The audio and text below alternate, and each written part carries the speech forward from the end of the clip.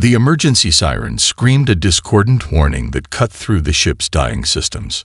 Olivia Rice felt the deck plates vibrate beneath her boots, a rhythm of imminent destruction that would have terrified a lesser engineer.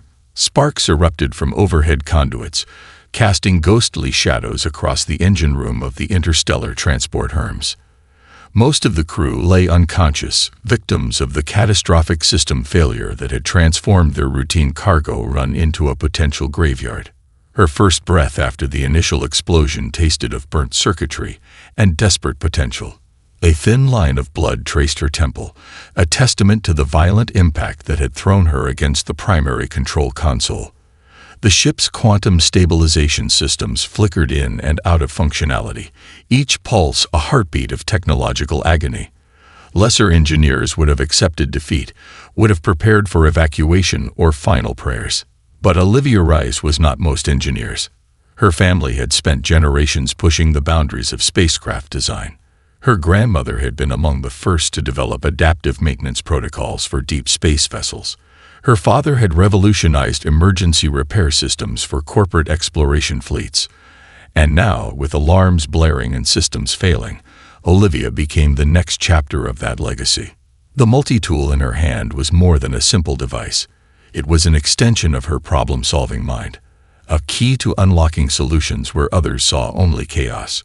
She moved between consoles with a dancer's precision, her fingers flying across interface panels that sparked and threatened to die with each touch. The ship's central computer system was failing, its quantum processors fragmenting under the stress of multiple system breaches. Most fascinating was the nature of the failure. This wasn't a simple mechanical breakdown. Something had targeted the Hermes specifically, attacking its most critical systems with surgical precision. The explosion hadn't been random. It was calculated, designed to cripple without immediate destruction. Someone, or something, wanted this ship stopped.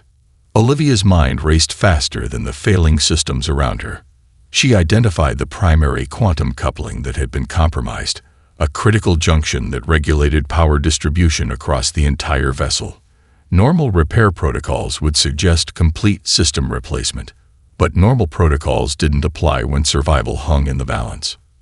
She began a complex series of redirections, bypassing damaged circuits and creating temporary power bridges that shouldn't have been possible.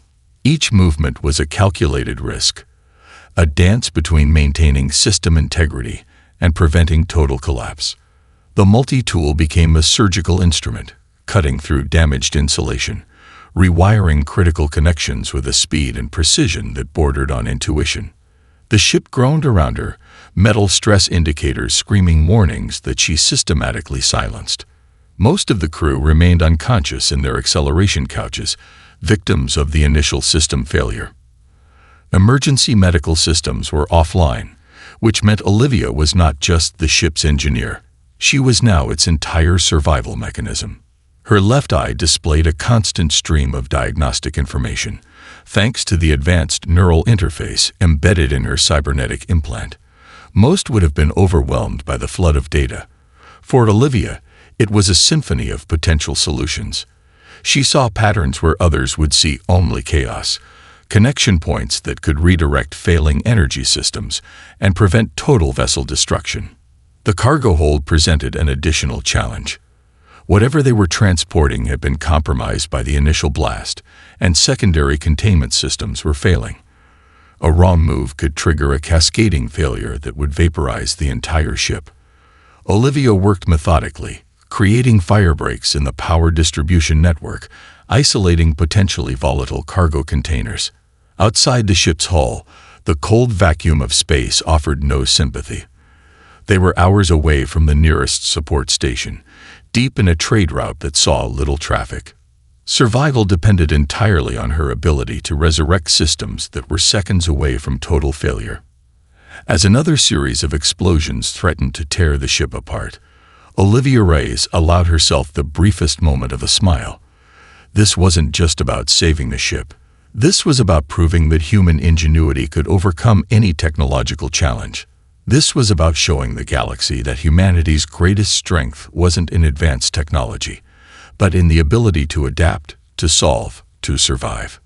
The Herms would not die today. Not on her watch. The Void Hunter materialized with the silent grace of a predatory organism, its massive hull blocking out entire star fields. Captain Krixtal's sensory tendrils rippled with a mixture of confusion and growing anticipation. The ship's advanced scanning systems had detected something impossible. A human vessel that should have been obliterated was instead showing signs of active resistance. Magnify primary visual, Krixtal commanded, 6 manipulator appendages moving across the holographic control interface. The bridge crew, a mix of cybernetic and organic beings from multiple star systems, watched in stunned silence as the image of the damaged human transport came into sharp focus. Most species would have been crushed by the level of system failure evident on the Herms. Multiple hull breaches, catastrophic power failures, and what should have been fatal structural damage painted a picture of imminent destruction. Yet the ship maintained a flickering integrity that defied every known law of spacecraft survival. The thermal imaging told an even more bizarre story. A single human life sign moved through the vessel's failing systems with an almost supernatural efficiency, where other species would have abandoned ship or succumbed to the catastrophic damage. This lone engineer seemed to be literally rebuilding the spacecraft around herself. Communication specialist Zorn, Krixtal's translator implant, converted the clicks and whistles of their native language into standard galactic speech, analyzed the human vessel's communication patterns. I want to understand how they're maintaining structural integrity. Zorn, a multi-eyed being whose sensory apparatus could detect the most minute electromagnetic fluctuations, worked with practiced efficiency. Their response came quickly and with notable confusion. Captain, the repair patterns are unconventional. The human is creating power bridges and system redirections that should be mathematically impossible. Our computational models cannot predict her next move. The statement hung in the air, a challenge to everything the Void Hunter's crew understood about technological repair. Most advanced civilizations relied on precise, predictive maintenance algorithms. Repairs followed strict, predetermined pathways. This human seemed to be improvising, creating solutions that emerged from intuition rather than established protocols. Krixtal's battle-hardened experience had seen countless species and their technological approaches. The Zarnaki were renowned for their advanced engineering capabilities, having developed some of the most complex spacecraft in known space. Yet this human was displaying a level of adaptive engineering that bordered on the miraculous. Prepare extraction protocols, the captain ordered. We need to understand how she's maintaining ship integrity. The boarding team assembled with a mixture of professional efficiency and barely concealed curiosity. They were the Void Hunter's best, a specialized unit trained to handle unknown and potentially hostile situations. Their advanced combat suits could withstand extreme environmental conditions, and their neural interfaces allowed for instantaneous tactical communication. As they prepared to board the Herms, the ship's systems continued to defy expectations. Power fluctuated in patterns that seemed almost organic, with critical systems being rebuilt and rerouted faster than the boarding team's sensors could track. It was as if the vessel was a living organism, with the human engineer as its central nervous system. The first boarding team member to enter the Herms found conditions that challenged everything in their training manual. Damaged corridors showed signs of emergency repair that went beyond standard technological understanding. Temporary power bridges created using what appeared to be improvised materials, standard communication cables, emergency thermal regulators, even what looked like repurposed life support components. Olivia Reyes stood in the engine room, surrounded by holographic diagnostic displays that she had cobbled together from failing systems. Her face was streaked with dried blood and engineering lubricant, her eyes reflecting a calm that seemed completely at odds with the destruction around her. When the first Zarnaki boarding team member approached, she didn't even look surprised. Instead, she raised an eyebrow and spoke words that would later be translated and discussed in engineering academies across multiple star systems. "You're a bit late for the initial emergency," she said, her voice carrying a tone of professional detachment that suggested she was more concerned with the ongoing repairs than with the alien boarding party. I'd offer you coffee, but the synthesizers are currently being used to stabilize the quantum coupling. The boarding team leader, a veteran of hundreds of first contact and rescue missions, found himself momentarily speechless. This wasn't the panicked human survivor they had expected to find. This was something else entirely, a problem solver who seemed to view a catastrophic ship failure as nothing more than an interesting technical challenge. Captain Crystal, watching through the neural link transmission from the Void Hunter, realized something profound was happening. This wasn't just a rescue mission. This was first contact of an entirely unexpected kind. The conference chamber aboard the Void Hunter resembled a surgical theater more than a meeting space. Holographic displays cascaded around Olivia Rice, each projection a complex web of quantum mechanical interactions that would have driven most engineers to madness. 6 alien engineers surrounded her, their multiple sensory appendages twitching with a combination of frustration and reluctant admiration. Lead engineer Krellix, a crystalline being whose body was a living computational matrix, projected the quantum drive's most recent diagnostic scan. The hologram revealed a nightmare of interconnected systems, each junction a potential point of catastrophic failure. Generations of the most advanced alien engineers had studied this particular drive configuration, and each had walked away defeated. "Explain your approach," Krellix demanded, their translator rendering the command in flat, emotionless human speech. Olivia didn't immediately respond. Instead, she moved her fingers through the holographic display, rotating complex molecular interaction models with an intuitive grace that defied conventional understanding. Her neural interface flickered with calculations that ran so deep they appeared almost like abstract art to the alien observers. The quantum drive before them was more than a piece of technology. It was a symphony of impossible interactions, a delicate balance of quantum entanglement that pushed the boundaries of known physics. Most engineering teams would approach it like a complex mathematical problem. Olivia saw it differently, as a living, breathing system with its own internal logic. "Your fundamental error," she finally spoke, her voice cutting through the chamber's tense silence, "is that you're treating this as a mechanical system. It's not. It's an ecosystem." The alien engineers exchanged confused glances. Krellix's crystalline body shifted, reflecting their internal computational processes. "Explain," they commanded. Olivia pulled up a series of molecular interaction models. Where previous analyses showed rigid connection points, her display revealed a fluid, almost organic network of potential interactions. She highlighted areas of stress that previous diagnostic tools had completely missed, microscopic fracture points that would cascade into total system failure. "Traditional repair approaches are linear," she continued. "You see a problem, you fix a problem. But quantum systems don't work that way. They're interconnected in ways that defy traditional engineering logic."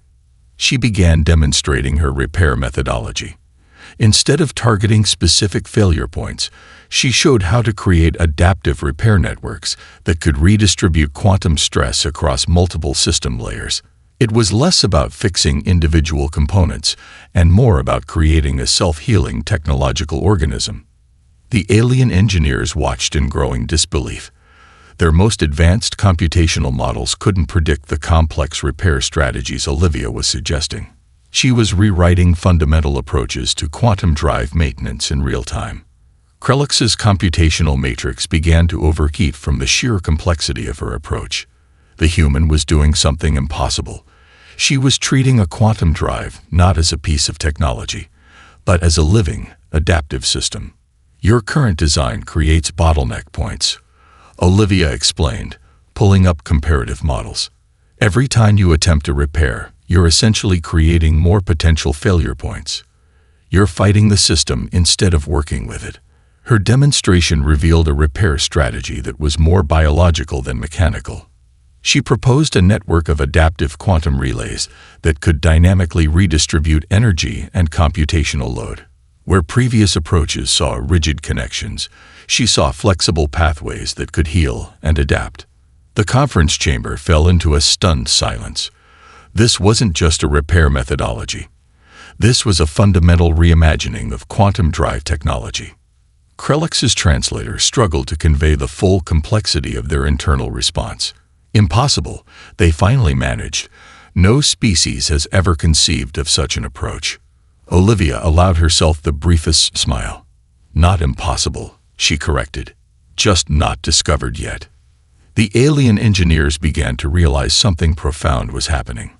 This wasn't just a repair consultation. This was first contact of a completely unexpected kind. A demonstration of human problem-solving that challenged everything they understood about technological innovation. Outside the chamber's reinforced walls, the quantum drive continued its complex dance of molecular interactions. But now something had fundamentally changed. A human engineer had looked into the heart of an impossible technological challenge and found a solution that nobody had even considered possible. The galaxy would never be the same. The first transmission reached the Galactic communication hub less than 72 hours after the Hermes incident. A simple data packet, encrypted with layers of quantum-level security, contained something that would change the course of interstellar relations forever. Attached were the repair schematics developed by Olivia Rice, a set of engineering protocols that rewrote fundamental understanding of spacecraft maintenance. Merchant guilds were the first to take notice. These were pragmatic beings who measured everything in credits and potential profit. When the initial analysis of Olivia's repair methodology came through, entire trading consortiums ground to a halt. The implications were staggering. Her approach could reduce maintenance costs by nearly 63% across multiple spacecraft classes, with a potential reliability increase of over 70%. The quantum drive repair was just the beginning. Each subsequent transmission revealed deeper layers of her innovative approach. Where traditional engineering saw problems as obstacles, Olivia saw them as opportunities for radical reimagination. Her neural-linked diagnostic tools didn't just repair systems, they evolved them. Captain Elena Rodriguez, head of the Interstellar Exploration Consortium, reviewed the reports with a mixture of professional pride and scientific excitement. Olivia wasn't just her protege. She represented something far more significant. A new generation of human engineers who approached technological challenges with a flexibility that defied conventional understanding. The first wave of requests came from unexpected sources. The Zorn Merchant Collective, a notoriously conservative trading network, reached out with an unprecedented offer. They wanted Olivia to consult on their entire deep space fleet maintenance protocols. Their current system of predictive maintenance had remained unchanged for 3 generations. Her single repair had exposed decades of technological stagnation. Military strategists were equally intrigued. The repair methodology Olivia developed wasn't just about fixing ships. It represented a fundamental shift in technological adaptation. Her approach suggested that spacecraft could be living, adaptive systems rather than rigid mechanical constructs. This was more than an engineering breakthrough. This was a philosophical revolution. Galactic communication channels buzzed with speculation. Who was this human engineer? Where did her extraordinary skills come from? Her background was thoroughly investigated. Graduate of the Interstellar Engineering Academy. Daughter of 2 renowned spacecraft designers. But those facts didn't explain the quantum leap in technological thinking she represented. The Confederation of Scientific Academies called an emergency session. Such meetings were rare, typically reserved for discoveries that could fundamentally alter technological understanding. Representatives from over 217 different species gathered in a massive orbital conference center, holographic displays showing Olivia's repair schematics from multiple analytical perspectives. Dr. Krelix, the same engineer who had first encountered her aboard the Void Hunter, presented the initial findings. Their crystalline body projected intricate holographic models that demonstrated the revolutionary nature of her approach. Each rotation of the display revealed new layers of complexity, new potential applications that stretched far beyond spacecraft maintenance. This is not merely an engineering breakthrough, Krelix's translator intoned. This is a fundamental reimagining of technological interaction. The scientific community was divided. Conservative factions argued that her methods were too radical, too unpredictable. More progressive researchers saw something extraordinary, a completely new approach to technological problem-solving that transcended traditional engineering boundaries. Olivia herself remained largely unaware of the galactic-wide discussions her single repair had sparked. She was already working on her next project, a set of adaptive maintenance protocols for deep space communication networks that promised to revolutionize interstellar communication infrastructure. Military research divisions began competing for her consulting services. The ability to create self-healing, adaptive technological systems represented a strategic advantage that no species could ignore. Her methodologies suggested spacecraft and communication networks that could literally adapt and repair themselves in real time. The economic implications were equally profound. Maintenance costs across multiple industries could be dramatically reduced. Spacecraft reliability would increase exponentially. The potential for exploration and trade would expand in ways no one had previously imagined. But beyond the technical details, something more significant was happening. Humanity was being seen differently. No longer just another emerging species trying to find its place in the galactic community. Now they were viewed as potential technological innovators, problem solvers who could see solutions where others saw only challenges. Olivia Reyes had done more than repair a single spacecraft. She had opened a window into a new way of understanding technological potential. And the galaxy was watching with growing excitement. The first signs of systemic failure came as a whisper, then a roar. Hundreds of starships across 3 major galactic sectors suddenly went dark, their quantum drives collapsing in a cascade of spectacular technological failure. The Federated Exploration Fleet watched in horror as their most advanced vessels became nothing more than expensive metallic coffins drifting in the cold vacuum of space. Preliminary reports suggested a fundamental breakdown in quantum entanglement protocols, a catastrophic failure that defied every known repair methodology. Entire research teams had been studying the problem for decades, and each had failed spectacularly.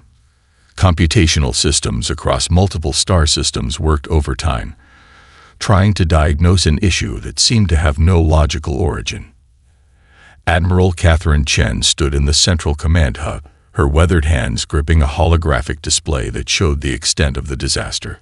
Hundreds of ships, thousands of lives, trillions of credits of technological investment, all suspended in a moment of inexplicable technological failure. "We need Reyes," she said quietly, her voice cutting through the controlled chaos of the command center. The journey to recruit Olivia was itself a testament to her growing reputation. A specialized quantum jump courier was dispatched, its drive configured with her recently developed adaptive protocols.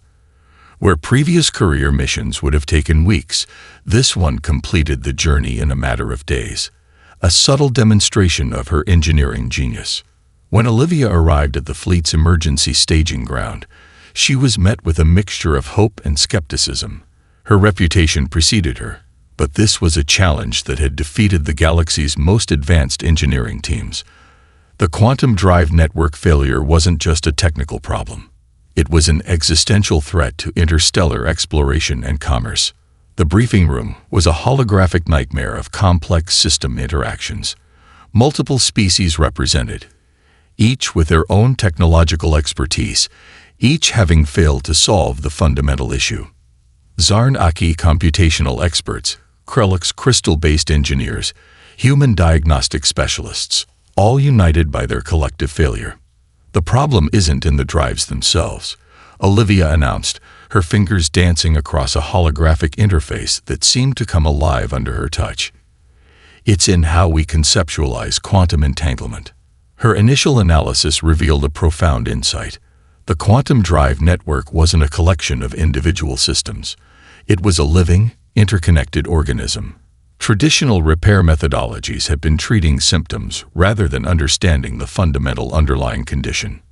Most engineers would have approached the problem with complex mathematical models and predictive algorithms. Olivia saw something different. She saw a biological system with its own internal logic, its own method of communication and self-preservation. The fleet's chief engineer, A veteran with over 3 decades of experience, watched in growing amazement. Olivia was literally redrawing the fundamental understanding of quantum drive technology in real time. Where others saw a complex technical failure, she saw a puzzle waiting to be solved. Her approach was revolutionary. Instead of attempting to repair individual drives, she proposed a holistic network adaptation protocol. The drives would be reconfigured to communicate with each other, to share computational load and diagnostic information in ways that transcended traditional technological boundaries. "We've been treating these drives like machines," she explained to the stunned audience. "They're more like an ecosystem. Each drive doesn't just operate. It communicates, it adapts, it survives." The initial test runs were watched with bated breath.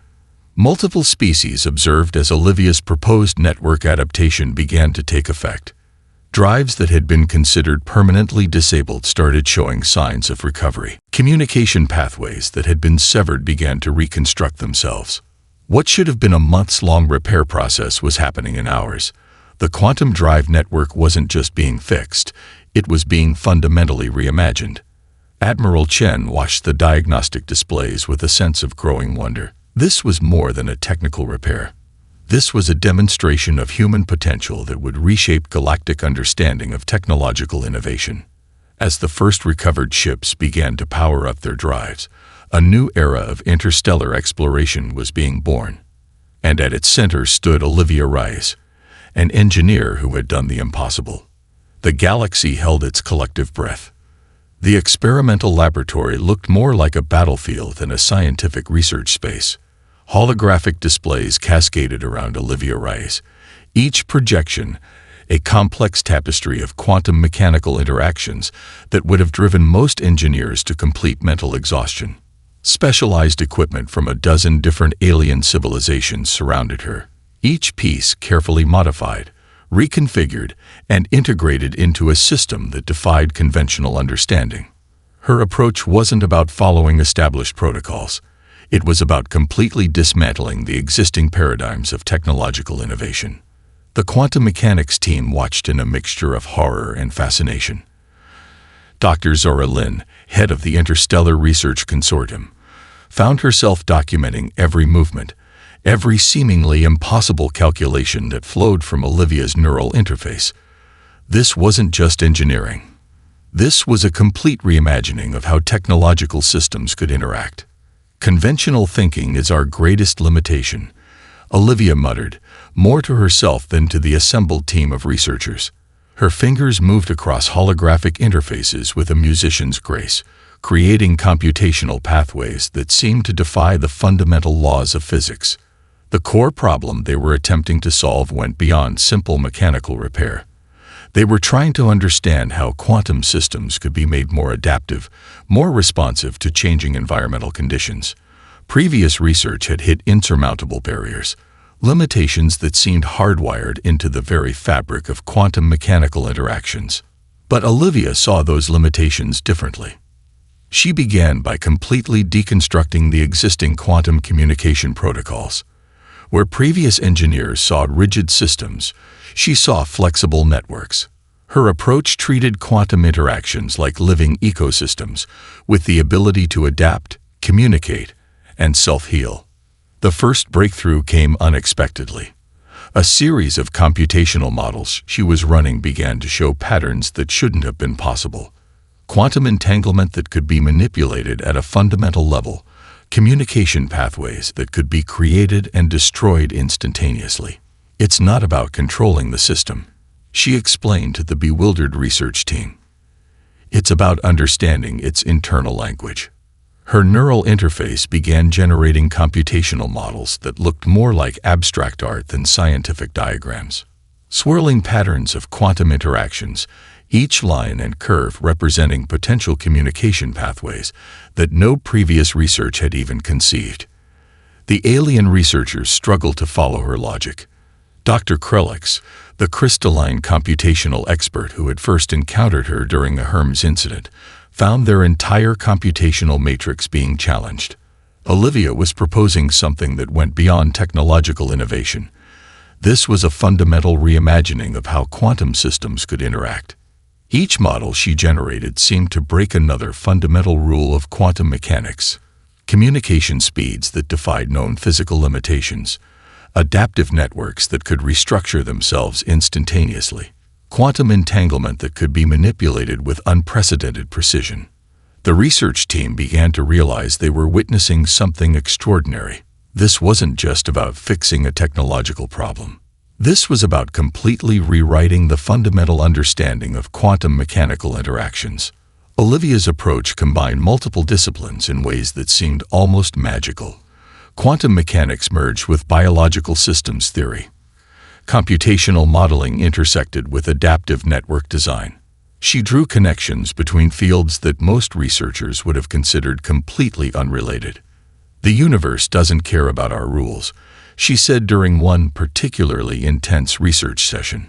"It cares about potential, about possibility." Her neural interface began generating what could only be described as quantum communication blueprints, adaptive networks that could communicate across vast distances, that could restructure themselves in response to environmental challenges. Each projection was a work of computational art, complex, beautiful, seemingly impossible. The implications were staggering. These weren't just theoretical models. These were practical blueprints for a completely new approach to quantum communication and technological innovation. Dr. Lin watched in growing amazement. "Do you understand what you're proposing?" she asked, her voice a mixture of excitement and disbelief. Olivia just smiled. "I'm proposing that we stop thinking about technology as something we control," she responded, "and start thinking about it as something we collaborate with." As the research session concluded, the assembled team knew something fundamental had changed. They had witnessed more than a technological breakthrough. They had seen a completely new way of understanding the relationship between technology, biology, and the fundamental nature of communication. The galaxy would never be the same. The Galactic Diplomatic Assembly convened in a massive orbital station that orbited the neutral zone between three major star systems. Representatives from 217 different species gathered, their translation devices humming with a constant background of multilingual communication. The central holographic display flickered to life, projecting the latest technological innovations developed by Olivia Reyes. What had begun as a simple spacecraft repair had transformed into a complete reimagining of interstellar cooperation. Ambassador Elena Rodriguez stood at the center of the assembly, her presentation cutting through centuries of technological isolationism. Each slide revealed another layer of the collaborative technologies Olivia had developed. Quantum communication networks that could bridge vast distances, adaptive repair systems that could heal spacecraft damage in real time, technological ecosystems that learned and grew like living organisms. The Zorn Merchant Collective was the first to make a move. Their representative, a being composed of interconnected biomechanical components, proposed a comprehensive trade agreement that would integrate human engineering methodologies across multiple sectors. The economic implications were staggering. Maintenance costs could be reduced by over 60%. Exploration capabilities would expand exponentially. Military strategists from various species watched with a mixture of excitement and cautious evaluation. Olivia's technologies represented more than a technological breakthrough. They were a fundamental shift in how technological systems could be conceptualized, developed, and implemented. Dr. Krelix, the crystalline computational expert who had first encountered Olivia, presented a comprehensive analysis of her innovative approaches. Each projection revealed layers of technological potential that previous research teams had never even conceived. The ability to create self-healing communication networks, adaptive quantum drive systems that could respond to environmental challenges in milliseconds. The diplomatic implications went far beyond simple technological exchange. Olivia had demonstrated something profound about human potential. Where other species saw technological challenges as obstacles, humans saw opportunities for radical innovation. The Interstellar Research Consortium began receiving collaboration requests from species that had previously ignored human technological developments. Advanced civilizations that had considered humans a minor species were now scrambling to understand their innovative approach. Ambassador Rodriguez carefully navigated the complex diplomatic landscape. This wasn't just about selling technology. This was about establishing a new paradigm of interstellar cooperation. Each presentation carefully balanced the economic potential with the collaborative possibilities. "We're not offering a product," she explained to the assembled representatives. "We're offering a new way of thinking about technological innovation." The most surprising reactions came from the most unexpected sources. The crystalline computational networks, a species that had existed for millennia and considered themselves the ultimate technological innovators, were the most intrigued. Their representative described Olivia's work as a fundamental reimagining of technological potential. Economic projections began to pour in. The potential value of the collaborative technologies was almost beyond comprehension. Entire economic sectors would be transformed. Exploration capabilities would expand by unprecedented margins. The cost of interstellar travel and communication could be reduced by factors that would have seemed impossible just months earlier. Military research divisions from multiple species began competing for collaborative opportunities. The adaptive technologies Olivia had developed represented a strategic advantage that no civilization could ignore. Spacecraft that could repair themselves, communication networks that could adapt to environmental challenges, quantum drive systems that could reconfigure themselves in real time. The human delegation watched with a mixture of pride and strategic calculation. This was more than a technological breakthrough. This was a diplomatic transformation. Dr. Zara Lynn, who had worked closely with Olivia during the initial research phases, presented a comprehensive overview of the collaborative potential. Each projection revealed another layer of possibility. Technologies that could be adapted across multiple species, communication systems that could bridge fundamental biological and technological differences. As the diplomatic sessions continued, something profound became clear. Humanity was no longer seen as a junior species struggling to find its place in the galactic community. They were now viewed as potential technological innovators, problem solvers who could see potential where others saw only challenges. The galaxy had changed, and at the center of this transformation stood Olivia Rice, an engineer who had done more for interstellar relations than decades of diplomatic missions.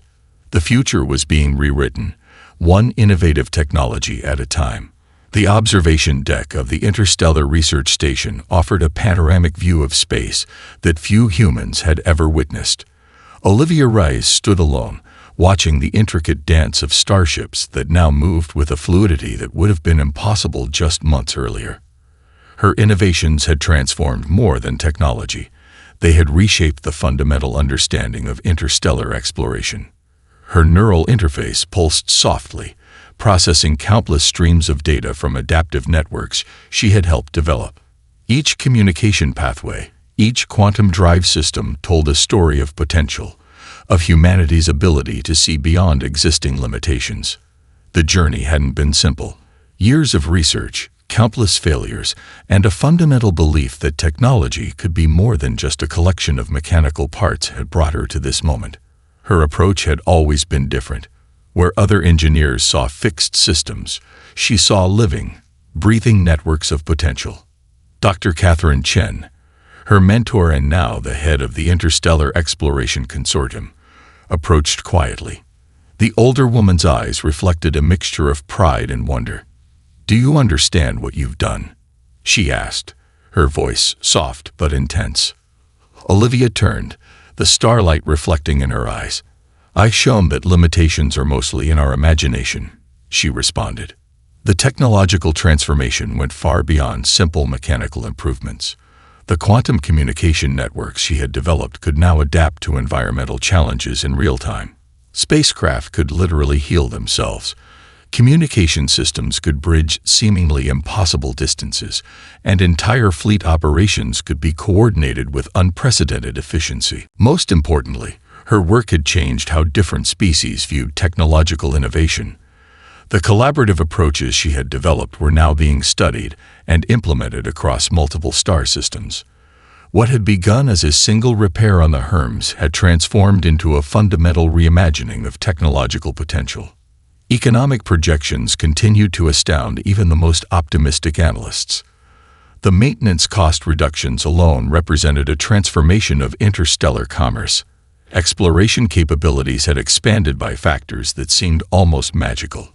Species that had been limited by technological constraints were now pushing further into unknown space than ever before. The military research divisions had been among the first to recognize the profound implications.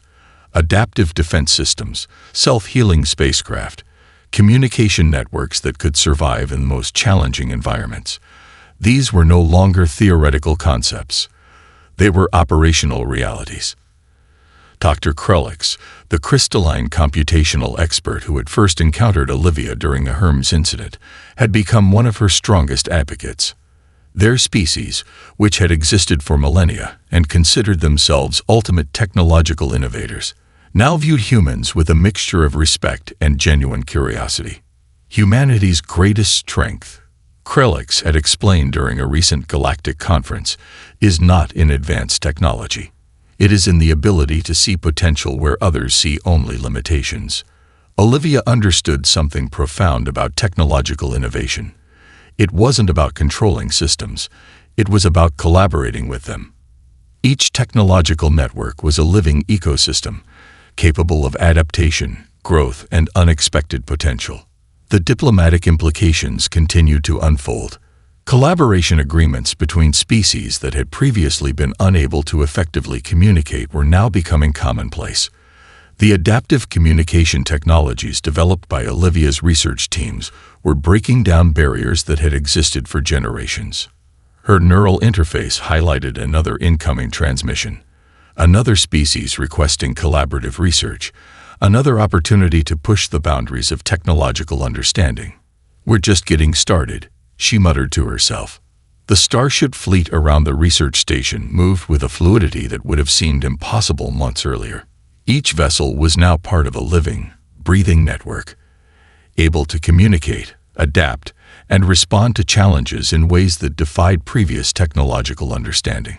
Dr. Chen watched her protege with a sense of profound pride. Olivia represented more than just a brilliant engineer.